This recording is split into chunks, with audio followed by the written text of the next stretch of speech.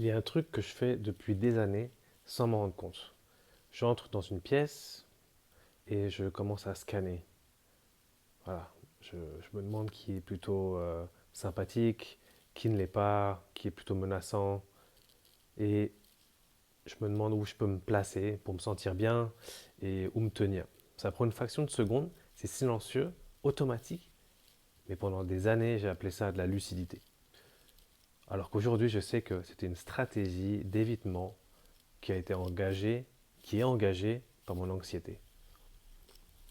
Alors j'étais à un dîner il n'y a pas longtemps et voilà, il y avait des gens que je connaissais bien et d'autres moins bien. Ce genre de soirée où tout le monde est plutôt voilà, souriant, a envie de partager un bon moment.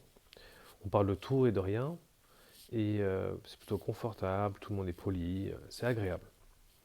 À un moment, je ne sais plus vraiment comment, mais quelqu'un a dit quelque chose de plutôt vrai. Voilà, c'était pas une grande confession, mais juste une phrase très honnête.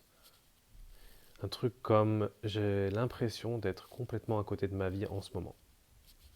Et il y avait un silence après cette phrase. Et puis en fait, c'est installé un climat plutôt compassionnel, bienveillant. Et puis je me suis rendu compte que tout le monde était là en fait, avec ses propres problèmes, ses propres doutes, sa fatigue, son stress de la semaine. Et sûrement chacun convaincu quelque part d'être le seul à se sentir comme ça. Alors qu'en fait, on vivait tous sur le même, on a tous les mêmes problèmes. On nous a appris une idée très précise de ce que c'est être un individu. Tu as un corps, il s'arrête là où commence celui de l'autre. Tu as une tête, ce qui se passe, c'est à toi, c'est privé et c'est séparé. Donc logiquement, tu te protèges. Tu protèges ton îlot d'une certaine manière. Tu poses tes limites, c'est de gérer. Tu es plutôt méfiant si quelqu'un s'approche trop près de toi. Donc cette vision tient la route plutôt. Mais ça a un coût. Parce que tout, dans les faits, en fait, on ne fonctionne pas en îlot. Nos systèmes nerveux sont en conversation permanente, comme nous autour de cette table. Tu marches dans la rue, ton corps lit tout, les visages, les postures, les rythmes de marche des gens autour de toi, les regards, sans que tu te rendes compte, en fait, euh, ton système nerveux pose des questions très simples. Est-ce que je suis assez en sécurité actuellement? Est-ce que je suis parmi les miens? C'est très primaire comme réaction. Alors, est-ce que j'ai compris? Est-ce que j'ai compris petit à petit? C'est que ces limites que je posais, c'était pas vraiment pour me protéger des autres en fait, c'était pour me protéger de ce que les autres réveilleraient en moi. Cette limite n'était pas entre moi et eux, elle était entre moi et ce que je ne voulais pas sentir. Et ça change tout. Parce que les murs qu'on construit sont souvent autour de ce qu'on a le plus en commun. C'est-à-dire la vulnérabilité, le doute, la peur de ne pas être à la hauteur.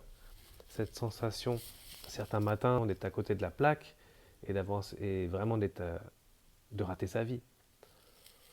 On se protège de ça en faisant comme si les autres ne le vivaient pas aussi. Comme s'ils avaient réglé un truc que nous, on porte encore. Mais regarde autour de toi, une seconde. La personne en face de toi, dans le métro, au travail, dans la rue, chez toi même. Elle a peut-être déjà mal dormi, elle a douté de ses choix, elle a eu honte de quelque chose, elle a eu peur, et malgré tout, elle espère. Et ça, j'en suis certain. Parce que ce que tu crois être ton truc le plus intime, la douleur la plus intime, c'est en réalité, c'est en fait une réalité qui est partagée par presque tout le monde. Alors la question pour, euh, pour moi, elle est là. Qu'est-ce qui se passerait si on arrêtait d'autant se protéger, d'être méfiant des gens qui ressentent la même chose que nous? Je ne dis pas qu'il faut s'ouvrir à tout le monde. Il y a des gens qui ne sont pas... Il y a des gens à qui il ne faut pas donner sa confiance. J'en suis sûr. Il y a des contextes aussi où ce n'est pas possible. Mais cet instinct, il est précieux, il est juste. Mais je veux te parler d'autre chose, de cette armure en fait, de cette armure qu'on construit, qui se maintient, qui est maintenue en permanence, cette manière d'être toujours prêt à se, à se refermer sur nous-mêmes. Cette armure-là, elle coûte très cher. Elle coûte cher en énergie, en présence, en légèreté. Et surtout, elle nous coupe de quelque chose d'essentiel, le sentiment d'appartenance.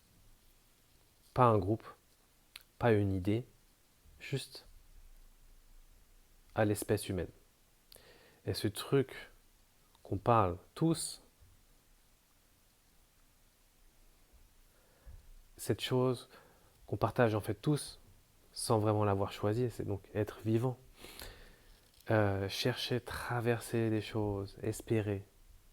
Aujourd'hui, une seule chose, choisis une personne que tu vas croiser.